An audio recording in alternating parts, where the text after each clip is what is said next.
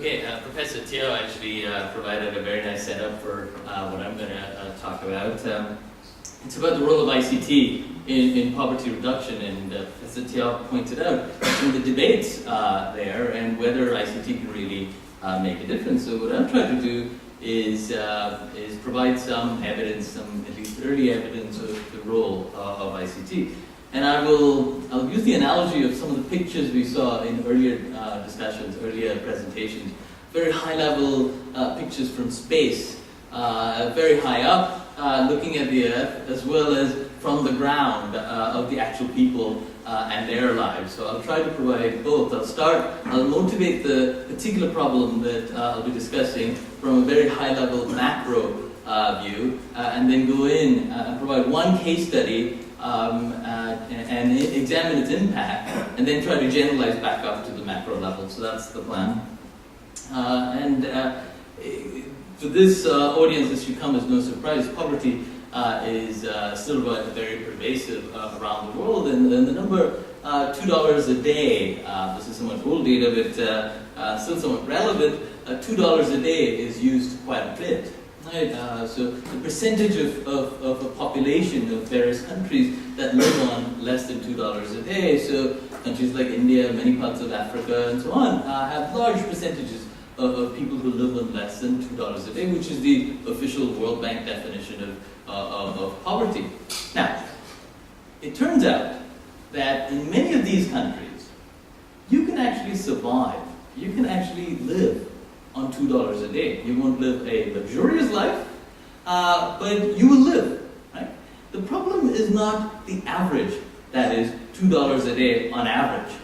The problem, it turns out, is the variance in the nature of income for many of the poor in these countries. And let me illustrate with some work by Daryl Collins and her co-authors. This is the income of farmers and traders in India over a 1-year period.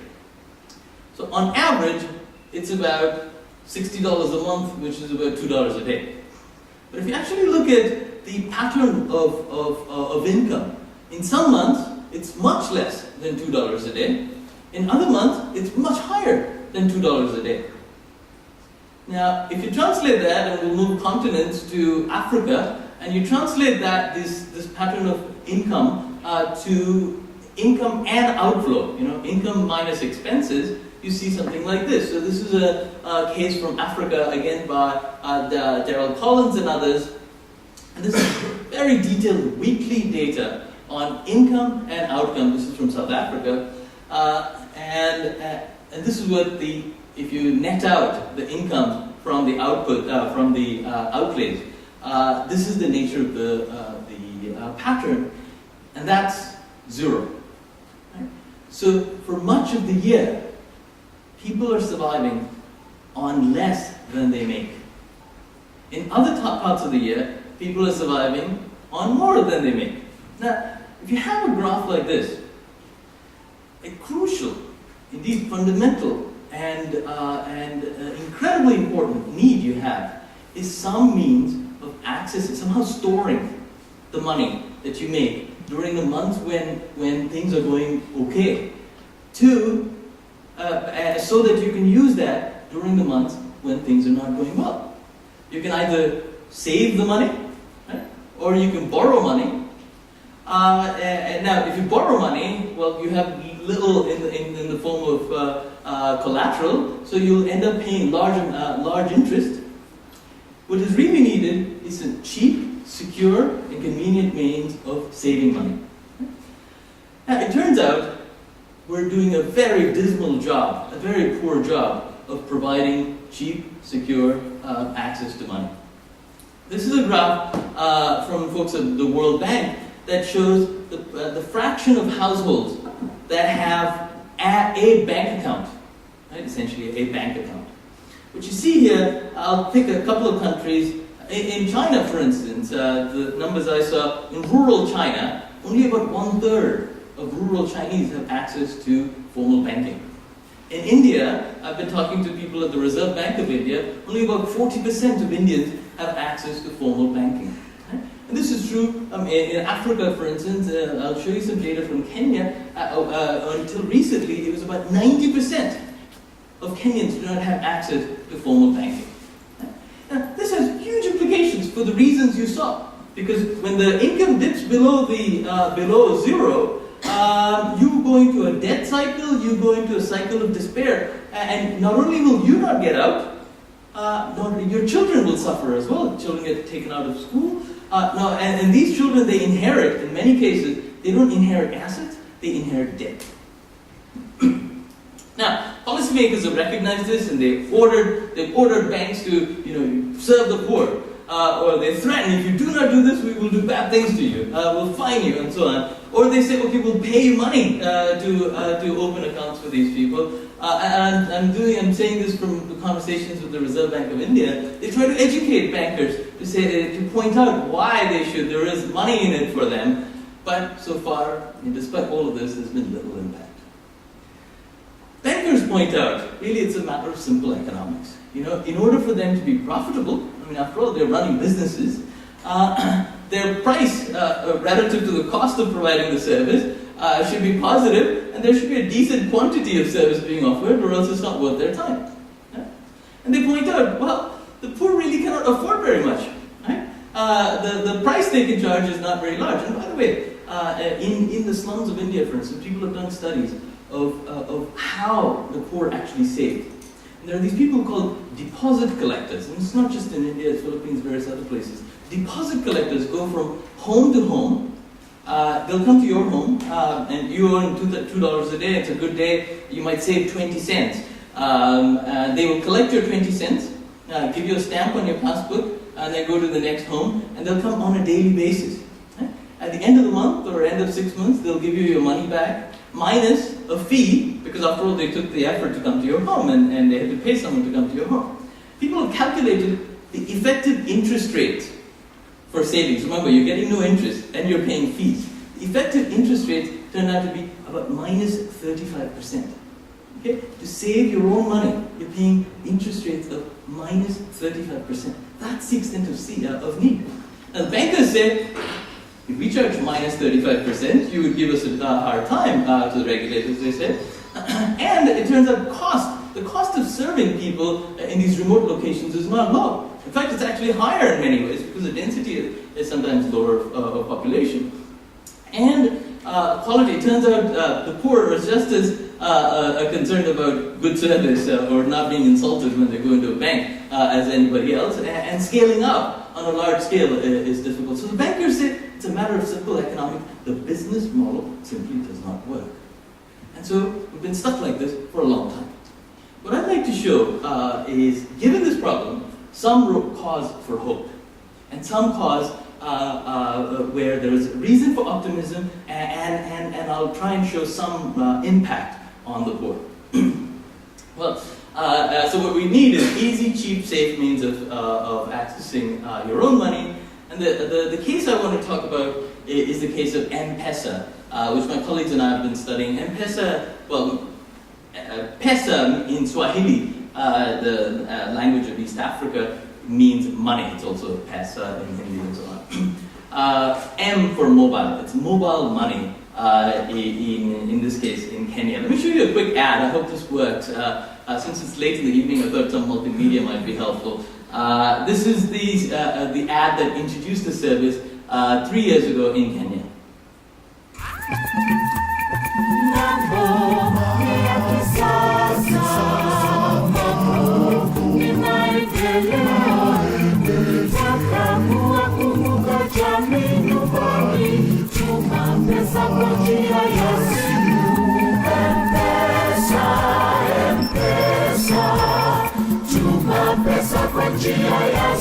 Now you can send PESA fast and safe using Safaricom's new service, M-PESA. It is the new reliable way to send and receive money using your mobile phone. Visit your nearest M-PESA agent today. Terms and conditions apply. So that ad won the best advertisement in the mobile GSMA Mobile World Congress a few years ago. it cost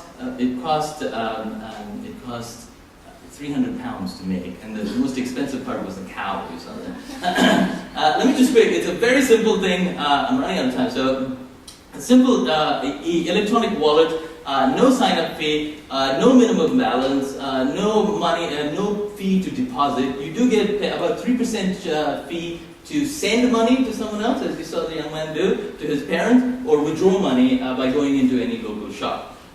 Simple pricing. It works on any phone that has SMS capabilities. It's secure, it's auditable, and it has, well, I'll get to this. This week, this innovation won the Economist Innovation Award. At this point, 12 million Kenyans use it, more than 40% of economically active Kenyans.